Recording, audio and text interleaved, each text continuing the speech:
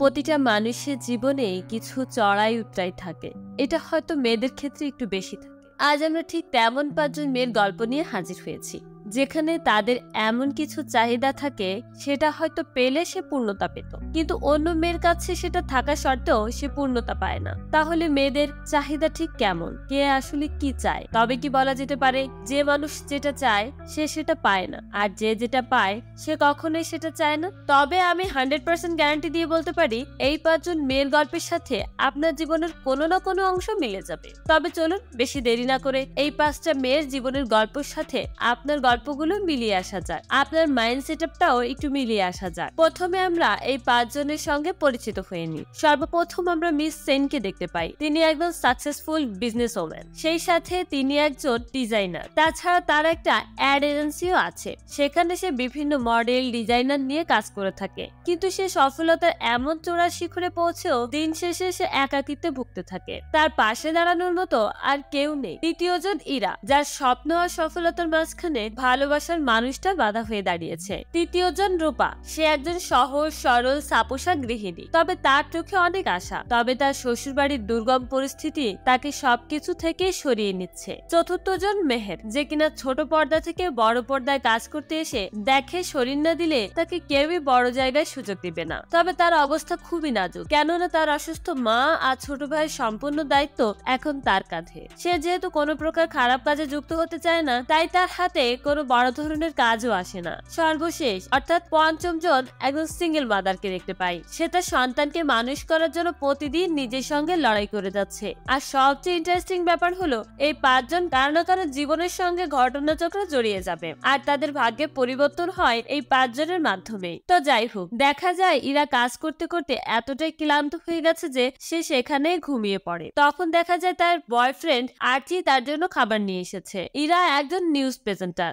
এদের দুজনের সম্পর্ক বেশ অনেক বছরের, তাই এই দুই পরিবারের মা বাবাও চাইছিল তাদের বিয়েটা যেন তাড়াতাড়ি হয়ে যায়। তবে ইরা তার ক্যারিয়ার নিয়ে অনেক চিন্তিত ছিল, তাই সে আর্চির কাছে একটু সময় চায় সবকিছু গুছিয়ে নেওয়ার জন্য। আর্চি এসে জানায় তার মা বাবার আজ 40তম বিবাহ বার্ষিকী। আমাদের বিয়ের অ্যানাউন্সমেন্টটা তারা আজই করে দিতে চায়, আর এবার জন্য সে অন্যান্য বারের মতো আসতে ভুল না করে, কেননা এর আগেও ইরা অনেকবার আর্চিদের বাড়ির প্রোগ্রাম মিস করেছে। যদি সে এবার প্রোগ্রামে যেতে মিস করে তাহলে তাদের সম্পর্কটা এখানেই শেষ করে দিতে হবে। আর্চি বলে আজ তোমাকে বেছে নিতে হবে তোমার কাজ অথবা ভালোবাসার মধ্যে যে কোনো একজনকে। আর্চি এখান থেকে যাওয়ার পর ইরার বস সেখানে আসে, তাকে একটা অ্যাসাইনমেন্ট রেডি করতে বলে। মডার্ন মেয়েদের উপর একটা প্রতিবেদন তৈরি করতে বলে, যার জন্য ইরা কলকাতা শহরে সকল মডার্ন সফল ধনী মেয়েদেরকে খুঁজতে বের হয়। এরপরে ইরা ঠিক করে সে মিস সেনের ইন্টারভিউ নিবে, কেননা তার উপরই একটা প্রতিবেদন তৈরি করবে। এদিকে মিস সেনকে দেখা যায় একটা কাজ নিয়ে খুবই ব্যস্ত।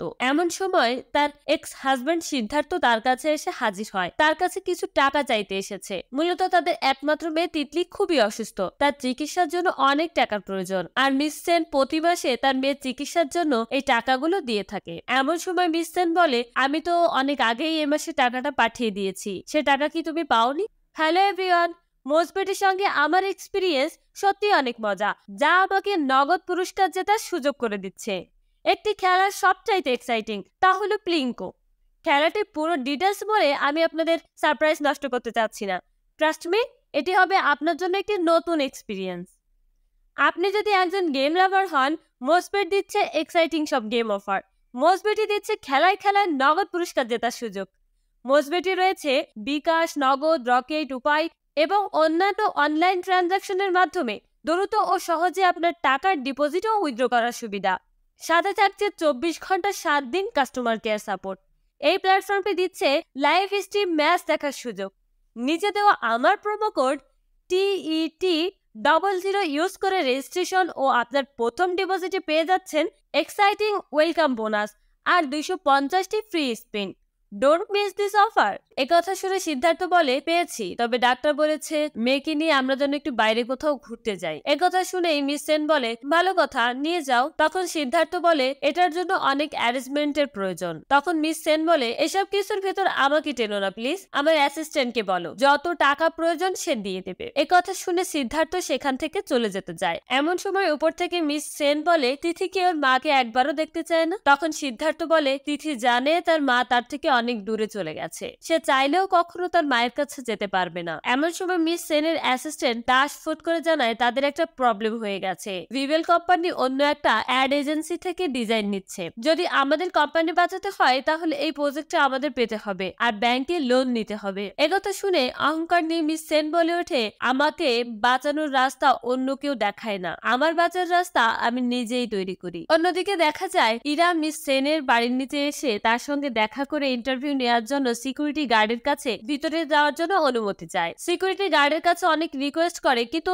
সিকিউরিটি গার্ড কোনো মতেই তাকে ভিতরে ঢুকে দেয় না। এমন সময় মিস সেন তার কাজের জন্য বাইরে বের হলে ইরা তাকে দেখতে পেয়ে দৌড়ে তার কাছে চলে যায় এবং তার সাথে কথা বলার জন্য সময় চাইলে মিস সেন তাকে অপমান করে কোন রকম পাত্তা না দিয়ে এখান থেকে চলে যায়। তখন ইরা সেনকে হিংসুটে বলে ওঠে, যেটা মিস সেন শুনতে পেয়ে ইরাকে তার গাড়িতে ডেকে নেয়। অন্যদিকে আরজি আর তার বোনকে দেখা যায়। আরজি তার ছোট বোনকে ফোন করে মনে করিয়ে দিচ্ছিল আজ তার মা বাবার অ্যানিভার্সারি। আরজির বোন বলে, আমার সবকিছু মনে আছে। তখন আরজি বলে, তুই তো ব্যাঙ্গালোরে যেতে চাচ্ছিস, একা একা গিয়ে থাকতে পারবি তো? মূলত আরজি তার বোনকে একা একা দূরে পাঠাতে চায় না। এদিকে দেখা যায় ইরা মিস সেনের ইন্টারভিউ গাড়ির ভিতরে নিতে শুরু করেছে। ইরা মিস সেনের কাছে জানতে চায়, একজন মেয়ে মানুষ হয়েও হাজার হাজার পুরুষ মানুষকে পেছনে ফেলে নিজেকে সাকসেসফুলের চূড়ায় পৌঁছেছেন, এখন নিজেকে দেখতে ঠিক কেমন লাগে? মিস সেন বলে, এসব সাকসেসের লড়াই সবকিছু তোমাদের মতো গল্পের স্টোরি বানানোর জন্য ঠিক আছে, তবে লাইফের সাকসেসের পাশাপাশি সাথে থাকার মতো একজন সঙ্গী প্রয়োজন হয়, নয়তো নিজেই একাকিত্বে হারিয়ে যেতে হয়। তখন ইরা জিজ্ঞাসা করে,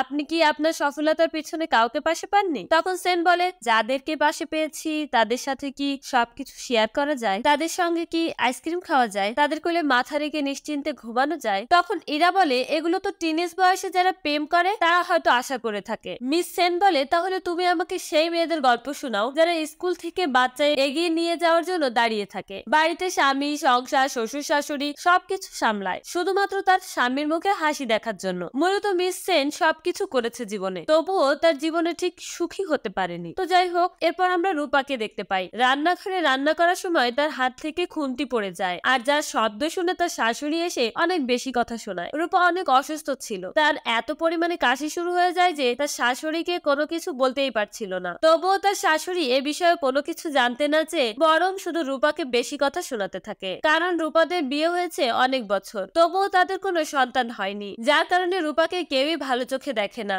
রূপা তার স্বামীকে চা বানিয়ে দিতে গিয়ে আবারও কাশতে শুরু করে, যার কারণে তার স্বামীও রূপাকে অনেক বেশি কথা শোনায়। তাই রূপা ঘর থেকে বেরিয়ে আসতে গেলে তার দেবর রূপার পথ আটকে দাঁড়ায়, কিন্তু সে তার দেবরকে কোনো কিছুই বলতে পারে না। এরপর মেহেরকে দেখা যায়, সে যেখানেই অডিশন দেয় তার ট্যালেন্টের জন্য সব জায়গায় সিলেক্ট হয়ে যায়, কিন্তু সে ডিরেক্টরের বাজে প্রস্তাবে রাজি না হলে তার কোথাও কাজের ব্যবস্থা হয় না। তবে তার অসুস্থ ভাই আর মাকে সামলাতে হলে তার অনেক টাকা প্রয়োজন, এমনকি বাড়ি ভাড়ার জন্য বাড়িওয়ালা সবসময় তাকে বেশি কথা শোনাচ্ছে। বাড়িওয়ালা তাকে বলেছে দুদিনের ভেতর এ মাসের বাড়ি ভাড়া দিতে না পারলে তার বাড়ি থেকে বের করে দিবে। মেহেরের বাবা নেই। এরপর আমরা সুজিকে দেখতে পাই, সে একজন সিঙ্গেল মাদার। তার ছেলের স্কুল থেকে নোটিশ পাঠিয়েছে, 4 মাসের স্কুলের বেতন দেওয়া হয় না, তাই দুদিনের ভেতর স্কুলের বেতন পরিশোধ করতে বলা হয়েছে, যার জন্য সুজিও টাকা জোগাড় করার জন্য অনেক চিন্তিত হয়ে পড়ে। মূলত সুজির স্বামী রোজ মদ খেয়ে মাতলামি করে সুজিকে অনেক অত্যাচার করত, যার কারণে সুজি তার হাজবেন্ডকে ডিভোর্স দিয়ে তার ছেলেকে নিয়ে একা থাকার সিদ্ধান্ত নিয়েছে। এদিকে মিসেস সেনকে তার অ্যাসিস্ট্যান্ট বলে, ভিভেল কোম্পানি তার সব রকম সুযোগ সুবিধা দেওয়ার পরেও অন্য একটা প্রতিষ্ঠান থেকে ডিজাইন নিতে চাচ্ছে। আমরা যদি ওদেরকে আমাদের কিছু কোটেশন কমিয়ে দিই তাহলে হয়তো এই প্রোডাক্টটা আমরাই পাবো। তবে একথা শুনে মিস সেন বলে, আমরা কোনো মতেই আমাদের কোনো কোটেশন কমাবো না, তাতে আমাদের এজেন্সি যা হওয়ার হবে। এমন সময় সেখানে সুজি এসে হাজির হয় আর মিস সেনকে অনুরোধ করে বলে, আমি ভিভেল কোম্পানির জন্য যে ডিজাইনটা আপনাদেরকে দিয়েছি সেটার জন্য যদি আপনারা আমাকে কিছু টাকা দিতেন তাহলে বেশ উপকার হতো। একথা শুনেই মিস সেন অনেক রেগে যায় আর তাকে বলতে থাকে, আমি কোনো এটিএম মেশিন নয় যে কার্ড দিলেই টাকা বের করে দিব। তাছাড়া তুমি যে ডিজাইনগুলো দিয়েছো সেগুলো তারা রিজেক্ট করে দিয়েছে, তাই আমি তোমাকে কোনো টাকাই দিব না। একথা শুনে সুজি সেখান থেকে চলে আসে। তো যাই হোক, এরপর রূপার দিন দিন কাশিটা বেড়েই চলেছে, তাই সে ডক্টরের কাছে কল করে। তখন ডক্টর বলে, আপনাকে যে টেস্টগুলো দিয়েছিলাম সেই টেস্টগুলো করিয়ে তার রিপোর্টগুলো নিয়ে যত দ্রুত সম্ভব আমার সঙ্গে দেখা করুন। এরপর মেহেরকে দেখা যায় সে আজ একটা নতুন জায়গায় অডিশন দিতে এসেছে। পরিচালক তাকে যেমন বোতাম খুলতে বলে, মেহের একথা শুনেই বেশ লজ্জায় পড়ে যায় আর ইতস্ত করে একটা বোতাম খোলে। তখনই পরিচালক বলে, অভিনয় করতে এসে এত লজ্জা পেলে তো হবে না। এই বলে মেহেরকে সেখান থেকে বের করে দেয়। অপমানিত হয়ে মেহের বাইরে এসে একটা টেবিলে বসে থাকে। তখন তার পাশে থাকা একটি মেয়ে তাকে দেখে বলে, আপনার ফিগার তো যথেষ্ট ভালো, তাহলে দেখাতে অসুবিধা কোথায়? একথা শুনে মেহের বলে, যদি শরীর দেখিয়ে টাকা রোজগার করতে হয় তাহলে আমি অ্যাক্টিং করতাম না, অন্য কিছুই করতাম। তখন মেয়েটা বলে, আরেকটা জায়গায় সুযোগ আছে, তুমি চাইলে সেখানে একবার ট্রাই করে দেখতে পারো। সেখানে শুধুমাত্র কয়েকটা কিসিং সিন আছে, শর্ট শেষ হলেই সাথে সাথে টাকা। একথা শুনে মেহের বেশ বিপাকে পড়ে যায়। সে কি করবে কিছুই বুঝে উঠতে পারে না, কারণ এই মুহূর্তে তার প্রচুর টাকা প্রয়োজন। এরপর সুজি মেহেরের বাড়িতে আসে, কিন্তু সেখানে এসে তাকে না পেয়ে কল করে। তখন মেহের বলে, আমি একটা চাকরির খোঁজে বেরিয়েছি, যে করেই হোক আমাকে একটা ব্যবস্থা করতেই হবে। মূলত মেহের আর সুজি দুজন খুব ভালো বন্ধু। এদিকে ইরার বস তাকে বলে, আজকের ছবিগুলো খুব ভালো হয়েছে, সেই সাথে আরো একটা কাজ ধরিয়ে দিলে ইরা রেগে গিয়ে বলে, আজ আমার খুব দ্রুত বাড়িতে যেতে হবে স্যার। কিন্তু তার বস তার কোনো কথাই শুনে না, বরং এই কাজটা খুবই আর্জেন্ট এটা জানিয়ে দিয়ে সে এখান থেকে চলে যায়। এমন সময় সে কি করবে কিছুই বুঝে উঠতে পারে না, তাই সে মেহেরকে ফোন দেয়। মেহের ইরারও বন্ধু ছিল, ইরাকে ফোন দিয়ে বলে, আজ আমি এখনো আমার স্টোরি লিখে শেষ করতে পারিনি, আর আজ যদি অর্চিদের বাড়িতে অনুষ্ঠানে আমি না যেতে পারি তাহলে হয়তো আমাদের সম্পর্কটা টিকবে না। তুই যদি অর্চিকে এই বিষয়টা একটু বুঝিয়ে বলতি তাহলে ভালো হতো। তখন মেহের বলে, বিয়েটা করে নিলেই তো ভালো হয়, কেননা সে বোঝে মাথার উপর কোনো সাদ না থাকা কতটা কষ্টের। যে করেই হোক আজকের ভিতর তার টাকার ব্যবস্থা করতে হবে। একথা শুনে ইরা বলে, তুই মিসেস সেনের সঙ্গে একটু দেখা কর, কেননা তার নতুন মডেল লাগবে, সেখানে যদি তুই একটা সুযোগ পেয়ে যাস। এদিকে রূপাকে দেখা যায় পাশের বাড়ির বৌদির সঙ্গে কথা বলছে। তখন বৌদি তাকে কথায় কথায় বলে, তোমার কি হয়েছে? আগের থেকে অনেকটা শুকিয়ে গেছো, কোনো রোগ শোক হয়েছে নাকি? রূপা বলে, জানি না বৌদি, কিন্তু সবসময় অনেক ক্লান্ত লাগে, হয়তো কাজ করতে করতে এমনটা হচ্ছে। এমন সময় রূপার দেবর হাসতে হাসতে তাদের সামনে আসে, আর পাশের বাসার বৌদিকে বলে, একটু ভালো করে বুঝিয়ে বলুন তো, সে যেন নিজের খেয়াল রাখে। এই বলে সে রূপার দিকে কেমন একটা কুদৃষ্টিতে তাকিয়ে থাকে। আর রূপার দেবর এখান থেকে যাওয়ার পর পাশের বাড়ির বৌদি রূপাকে জিজ্ঞাসা করে, তোমার দেবর কেমন যেন কেমন ভাবে তোমার দিকে তাকিয়ে থাকে। একথা শুনে রূপা বলে, শুধু কি চাউনি খারাপ, ওর হাতের স্পর্শ তো মনে হয় বিষ আছে। এসব কথা শুনে বৌদি বলে, তুমি কেন পুলিশকে এসব জানাচ্ছ না, আর কেন এত অত্যাচার এই বাড়িতে বসে মুখ বুজে সহ্য করছো? তখন রূপা অনেক দুঃখ করে বলে, আমি কি করব কিছুই বুঝি না, আমার স্বামী যে কিনা আমার গায়ে কোনোদিনও হাত দেয়নি, আর এদিকেই অসভ্য সব সময় নোংরা দৃষ্টিতে তার দিকে তাকিয়ে থাকে। রূপা এই সংসারটাকে নিজের মনে করে এখনো টিকে থাকার লড়াই করে যাচ্ছে। সে চাইলেও আর এই সংসার ছেড়ে বেরোতে পারবে না। এমন সময় নিচে থেকে একটা মেয়েকে ওয়েস্টার্ন ড্রেস পরে যেতে দেখে। তখন রূপা ওই বৌদিকে বলে, আমার না এমন ড্রেস পরতে খুব ইচ্ছা করে। এমন সব গল্পের মাঝখানেই রূপার শাশুড়ি তাকে ডাক দিলে রূপা সেখান থেকে চলে আসে। অন্যদিকে মিস সেন মেহেরের সব ছবি দেখে বলে, তোমার মতো এমন মডেল রোজ আমাদের এখানে ছবি জমা দেয়, সেটা কি তোমার জানা আছে? তখন মেহের হাসি মুখে বলে, এটা তো স্বাভাবিক, আপনাদের এত বড় একটা এজেন্সি, আর এখানে তো সবাই কাজ করতে চাইবে। তখন মিস সেন বলে, তাহলে আমি এসব ভালো মডেল রেখে তোমাকে কেন সুযোগ দিব? তোমার ভিতরে এমন কি গুণ আছে বলো আমাকে? মেহের সুন্দরভাবে বোঝাতে গেলে মিস সেন তাকে উল্টাপাল্টা কথা বলে এখান থেকে চলে যেতে বলে। সে বলে, তুমি বোকামে ছাড়া আর কিছুই করছো না, কেননা তুমি যদি অ্যাক্টিং ভালোবাসতে তাহলে এতদিন নিজেকে ইমপ্রুভ করে অভিনয়টাকেই কাজে লাগাতে, এখানে এসে মডেলিং করে সময় নষ্ট করতে চাইতে না। তুমি বরং এখান থেকে চলে যাও, তোমাকে আমার এজেন্সিতে দরকার নেই। মিস সেনের এমন ব্যবহার দেখে মেহের খুব হতাশ হয়ে যায়। তবে যাওয়ার আগে মেহের বলে যায়, কারণ ভেতরের কনফিডেন্স ভাঙার জন্য আপনার সঙ্গে 1 মিনিট কথা বলাই যথেষ্ট।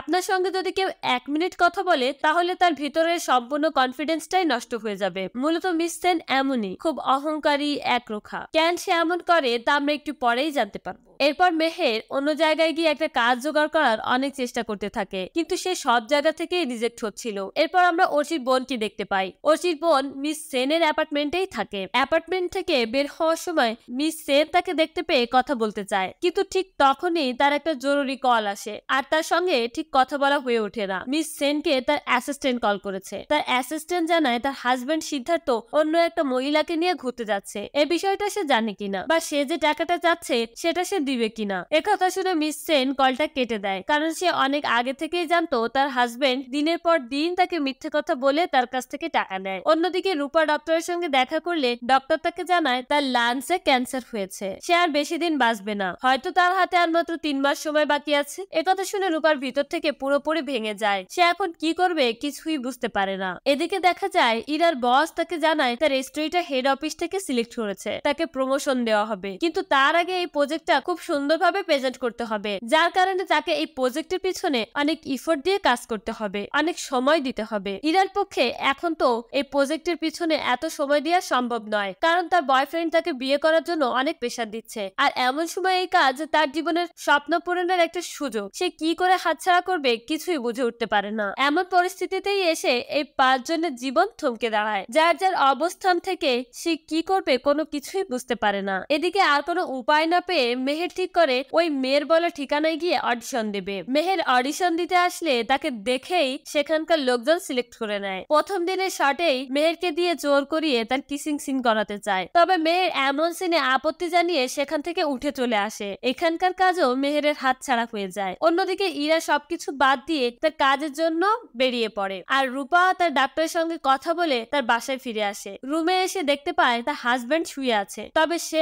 একবারের জন্য জিজ্ঞেস করে না রূপার কি হয়েছে, বরং তাকে বেশি কথা শুনিয়ে বলে কাউকে কোনো কিছু না বলে কোথায় গিয়েছিলে। রূপা বলে ডাক্তারের কাছে গিয়েছিলাম। একথা শুনে রূপার হাজবেন্ড আরো রেগে যায়, বলে তোমাকে না কতবার বলেছি এসব আয়ুর্বেদিক ওষুধ দিয়ে কোনো কাজ হবে না, শুধু শুধু এখানে সেখানে দৌড়াদৌড়ি করা বন্ধ করো। রূপা বলে ওষুধে ঠিকই কাজ হতো যদি কিনা তুমি চাইতে। তখন তার হাজবেন্ড আবারও বলে তুমি কি মনে করো আমি চাই না আমাদের একটা সন্তান হোক? এই বলে সে রুম থেকে রাগ করে বেরিয়ে যায়। ঠিক সেই সময় রূপার দেবর তার রুমে আসে। মূলত রূপার দেবর রুমের বাইরে থেকে তার দাদা বৌদির ঝগড়া শুনছিল। রুমে ঢুকেই সে বলতে থাকে শুধু কি পেটের ক্ষুধা মিটালেই হয়, শরীরের ক্ষুধাও মিটাতে হয়। এই বলেই তার দেওর তাকে জোর করে কাছে টেনে নেয়, বলে আমার প্রতি বিশ্বাস রাখতে পারো। এমন পরিস্থিতিতে রূপা তার দেওরকে ধাক্কা মেরে দূরে সরিয়ে দেয় আর চিৎকার করে সবাইকে ডাকতে শুরু করে। চিৎকারের শব্দ শুনে রূপা শাশুড়ি আর তার হাজবেন্ড রুমে চলে আসে। তারা এসে তার ছোট ছেলেকে কোনো কিছু না বলে উল্টো রূপাকে যাচ্ছে না তাই বলতে শুরু করে। রূপা কিছু বললে তার কথা কেউই বিশ্বাস করে না। এক পর্যায়ে রূপা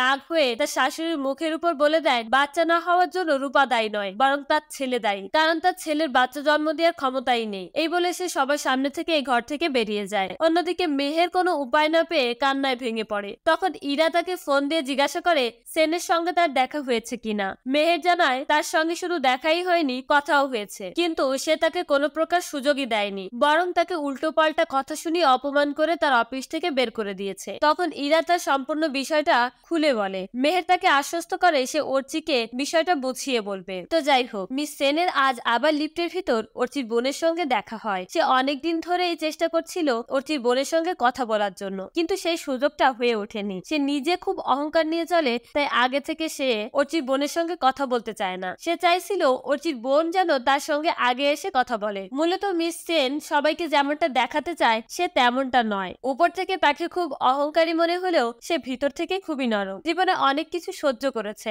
যার কারণে সে আজ এমনটা হতে বাধ্য হয়েছে, কারণ তার স্বামীর থেকে সে ধোঁকা সহ্য করতে পারেনি। যাই হোক, অর্চির বোন নিজের থেকেই সেনের সঙ্গে কথা বলতে শুরু করে। মূলত মিসেস সেন অর্চির বোনকে ফেসবুকে অনেকবার ফ্রেন্ড রিকোয়েস্ট দিয়ে তা আবার ক্যান্সেল করে দিত, যেটা অর্চির বোনও লক্ষ্য করেছিল। তখন অর্চির বোনের হাতে বেশ কিছু কার্ড দেখে সে জিজ্ঞাসা করে কোনো পার্টি আছে কিনা। তখন অর্চির বোন বলে আমার বাবা মার আজ অ্যানিভার্সারি। সে মিস সেনকে একটা কার্ড দিয়ে তাদের প্রোগ্রামে আসার জন্য অনুরোধ করে। তো মিস সেনকে দাওয়াত দিলে সে অনেক খুশি হয়। এদিকে মেহের অর্চির সঙ্গে দেখা করতে আসে আর ইরা সম্পূর্ণ বিষয়টা তাকে বোঝাতে থাকে। এক পর্যায়ে গিয়ে অর্চি বুঝতে পারে ইরা হয়তো কোনো প্রবলেমে আছে। সেই সাথে তার বান্ধবী মেহেরের মুখ দেখে বুঝতে পারে সেও কোনো বিপদে আছে, তাই সে জিজ্ঞাসা করে তোর কি হয়েছে। তখন মেহের বলে আমার আর্জেন্ট একটা কাজ প্রয়োজন রে। তখন অর্চি তার এক পিস্তত দাদার অ্যাড্রেস দিয়ে তার সঙ্গে দেখা করতে বলে, কেননা তার একটা অ্যাড এজেন্সি আছে, সেখানে মডেলের কাজটা যদি মেহের পেয়ে যায়। অন্যদিকে রূপা তার যাবতীয় সোনা গহনা বিক্রি করে সেই টাকা দিয়ে নিজের জীবনের শেষ ইচ্ছাগুলো পূরণ করে। ওয়েস্টার্ন ড্রেস কিনে সেগুলো পরে একটা পাবে এসে ড্রিঙ্কস করতে শুরু করে। এদিকে সিদ্ধার্থ মিস সেনের সঙ্গে দেখা করতে আসে এবং মিস সেনের সঙ্গে কিছু কথা বলতে চায়। তখন মিস সেন বলে আমি জানি তুমি অন্য একটা মেয়েকে নিয়ে ঘুরতে যাচ্ছ, এতে আমার কোনো কিছু যায় আসে না। তখন সিদ্ধার্থ বলে মেয়েটা তিথির আয়া। আরো বলে আমাদের ডিভোর্স হয়ে গেছে অনেক বছর হলো, কিন্তু এখনো তাদের মেয়ের চিকিৎসার জন্য কিছু টাকা বাড়িয়ে দিল না। এ কথা শুনে সেন অনেক রেগে যায় আর স্পষ্ট ভাবে জানিয়ে দেয় সে আর সিদ্ধার্থকে কোনো প্রকার টাকা দিতে পারবে না। এমন আচরণ দেখে সিদ্ধার্থ এখান থেকে চলে যায়। তখনই মিস সেনের অ্যাসিস্ট্যান্ট এসে বলে মনে হয় তাদের মেয়ে অনেক অসুস্থ, তাই সিদ্ধার্থ তার কাছে টাকা চাইতে এসেছে, টাকাটা দিয়ে দেওয়া উচিত। তখন মিস সেন তার অ্যাসিস্ট্যান্টের উপরও অনেক রেগে যায় আর এখান থেকে চলে যেতে বলে আর নিজের কাজে মন দিতে বলে। তো যাই হোক, মেহের অর্চির দাদা অহনের সঙ্গে দেখা করে কথা বলে। অহন বলে আপনাকে আমি একটা কাজ দিতে পারতাম, কিন্তু আমাদের প্রজেক্টটা ফাইনাল না হলে কোনো কিছুই আমরা ডিসিশন নিতে পারছি না। তার এমন কথা শুনে মেহেরের অনেক খারাপ লাগে আর বলে আপনি চিন্তা করবেন না, দেখবেন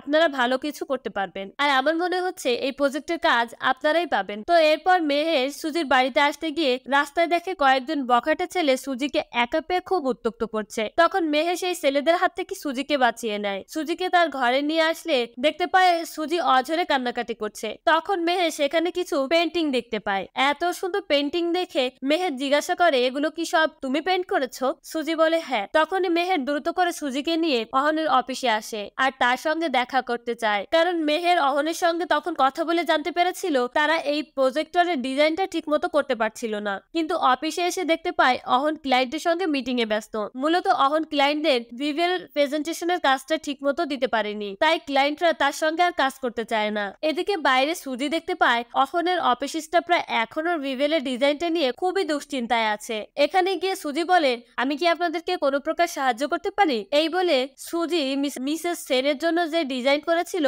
সেই ডিজাইনটা করতে শুরু করে। আর যেই মুহূর্তে ক্লায়েন্টরা অহনের সঙ্গে কথা বলে বাইরে চলে যাচ্ছিল, ঠিক সেই মুহূর্তে সুজির কাজটা সম্পূর্ণ করে মেহেরকে দেয়। মেহের সেটা নিয়ে অহনের হাতে দেয় আর এই ডিজাইনটা অহনের ক্লায়েন্টরা দেখে ভীষণ পছন্দ করে আর তাকে এই প্রজেক্টটা দিয়ে দেয়। অহন এতক্ষণ জানতো না যে তার জন্য বাইরে এমন কাজ চলছে। ক্লায়েন্টরা যাওয়ার পর অহন মেহেরকে ধন্যবাদ জানায়। তখন মেহের বলে, এই কাজটা আমি নয় বরং আমার বান্ধবী সুজি করেছে। অহন তখন সুজিকেও ধন্যবাদ জানায় আর তার অ্যাকাউন্টে কিছু টাকা দিয়ে দেয়। সেই সাথে তাকে এই এজেন্সির ডিজাইনার হিসেবে নিয়োগ দেয় এবং মেহেরকেও অ্যাড এজেন্সির মডেল হিসেবে নিয়ে নেয়। এখানে সবার প্রবলেম সলভ হয়ে যায়। এরপর তারা তিনজন মিলে অর্চিদের অনুষ্ঠানে যাওয়ার জন্য বেরিয়ে পড়ে। এদিকে দেখা যায় অহংকারী মিস সেন একা একা বসে কাঁদছিল। তাকে দেখে মনে হচ্ছিল সে ভিতর থেকে অনেকটা ভেঙে পড়েছে। তখন তার অ্যাসিস্ট্যান্ট এসে বলে, ভিভেলের প্রজেক্টটা পেলাম না, আমাদের মনে হয় সবকিছু শেষ হয়ে গেল। তখন সেন বলে, সবকিছু তো অনেক আগেই শেষ হয়ে গেছে, যখন আমার মেয়ে তিথি মারা গেছে। মূলত মিসেস সেন অনেক আগে থেকেই জানতো তাদের মেয়ে আর বেঁচে নেই, কিন্তু সে এতদিন সিদ্ধার্থকে কোনো কিছুই বলেনি, বরং সে যত টাকা চেয়েছে তাকে দিয়ে এসেছে। যেমনটা আগেই বলেছিলাম, এসব কিছু কারণেই মিস সেন সবসময় রেগে থাকেন আর মানুষের সাথে খারাপ আচরণ করে। এদিকে ইরা বাইরে বাইরে ঘুরেও কোনো নতুন স্টোরি খুঁজে পায় না। তখন সে একটা বিল্ডিং এ একটা মেয়েকে দাঁড়িয়ে থাকতে দেখে। মেয়েটা সেখানে সুইসাইড করার চেষ্টা করছে। তখন ইরা দৌড়ে মেয়েটার কাছে আসে আর এই মেয়েটাই হলো রূপা। সে আর এই পৃথিবীতে বেঁচে থাকতে চায় না, পৃথিবীতে বেঁচে থাকার কোনো মানেই নেই। ইরা এসে রূপাকে বাঁচিয়ে নেয়। রূপা অধৈর্যের মতো কান্নাকাটি করে বলে, আমাকে ছেড়ে দাও, আমাকে মরতে দাও। একথা শুনে ইরা অনেক কিছু বলে রূপাকে কোনো মতে শান্ত করে। কথায় কথায় জানতে পারে সে আর মাত্র পৃথিবীতে 3 মাস বাঁচতে পারবে। এরা বলে, তুমি চাইলে এই 3 মাস নিজের মতো করে অনেক কিছু করতে পারো। এই বলেই সে রূপাকে নিয়ে অর্চিদের পার্টিতে যাওয়ার জন্য বেরিয়ে পড়ে। গাড়িতে উঠে ইরা অর্চিকে ফোন দিয়ে বলে, আমার হয়তো এই প্রমোশনটা পাওয়া হবে না, কেননা আমি কোনো সুন্দর স্টোরি পেলাম না। একথা শুনে অর্চি তাকে সান্ত্বনা দিয়ে বলে, আমার মা বাবা এত বছরের সংসার, এটা কি কোনো গুড স্টোরি নয়? তুমি দ্রুত আমার বাসায় চলে এসো, আমরা সবাই তোমার জন্য অপেক্ষা করছি। এদিকে মিসেস সেনকেও দেখা যায় সেও অর্চিদের অনুষ্ঠানে যাবে বলে গাড়ি বের করেছে। মূলত সেও অর্চির বোনের সঙ্গে বন্ধুত্ব করতে চাইছিল, কারণ তার অর্চির বোনকে অনেক ভালো লাগে। এরপর ইরা এসে রূপার সঙ্গে সবার পরিচয় করিয়ে দেয়। তবে মিসেস সেনকে দেখে সেখানে থাকা সবাই একটু অবাক হয়ে যায়। তবে মিসেস সেন যেন তার ভিতরে থাকা অহংকার হিংসা ভুলে গিয়ে সবার সঙ্গে হেসে খুব মিষ্টি করে কথা বলে। মিসেস সেনকে দেখে কেউই আগের মিসেস সেনের সঙ্গে মিলাতে পারে না। এভাবেই তাদের হাসি আনন্দ মজায় তাদের এই রাতের পার্টিটা জমজমাট হয়ে ওঠে। আর এখানেই এই অসাধারণ গল্পটা শেষ হয়। মানুষের জীবন এক এক রকম হয়, সফলতা পেতে হলে ভালোবাসাকে ছেড়ে দিতে হবে তার কোনো মানে নেই। ভালোবাসাকেও সঙ্গ দিলে সফলতা পাওয়া যায়। মানুষের বাহ্যিক রূপটা দেখে তাকে বিচার করাটা ঠিক নয়। হতে পারে তার ভিতরে ভয়ঙ্কর কোনো চাপা আর্তনাদ থাকতে পারে। আমরা অনেকে কথা শুনিয়ে বলি, হয়তো ঘর সংসার করলে, স্বামীর দেখাশোনা করলে, স্বামীর যত্ন নিলে হয়তো তার ভালো কিছু হতো। কিন্তু দেখা যায় যে মেয়েটা ঘর সংসার করতে চায়, তার ঠিক ঘর সংসার হয়ে ওঠে না। আসলে কার ভাগ্যে কি